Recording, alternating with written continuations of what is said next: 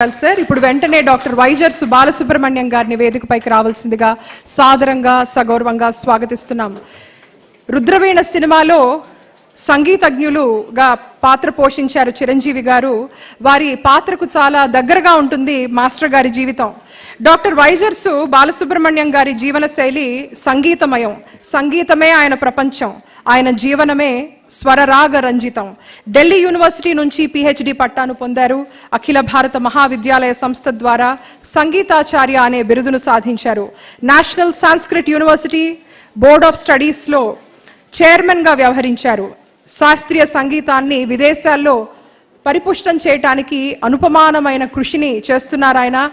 అనేక భాషల్లో గ్రంథాల్ని సంగీతాన్ని గురించి రచించారు. అలాగే ప్రొఫెసర్గా ప్రస్తుతం వ్యవహరిస్తున్నారు.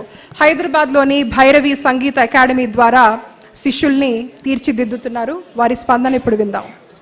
అందరికీ నమస్కారం. ఉగాది శుభాకాంక్షలు అందరికీ.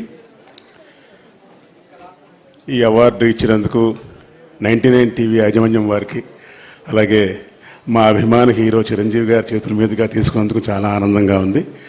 రెండు విషయాలు వారితో పంచుకోవాలని. మేము చిన్నప్పుడు 10th క్లాస్ చదివినప్పుడు ఫేర్వెల్ పార్టీ చేసుకున్నప్పుడు మా ఫ్రెండ్ ఒక ఆటోగ్రాఫ్ ఇచ్చాడు. మన స్నేహం చిరంజీవి నటనలో అభివృద్ధి పొందాలని చెప్పి ఆకాంక్షిస్తున్నానని చెప్పి ఇచ్చాడండి.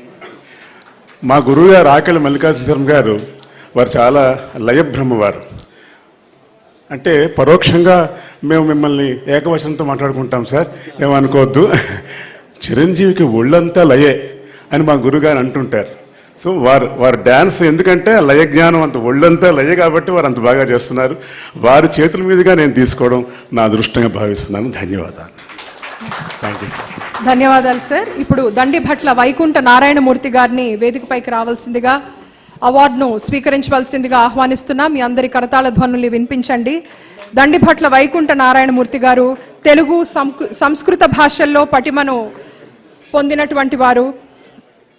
కూచిపూడి నాట్య సంప్రదాయానికి వందల పాటలను ఆయన అందించారు.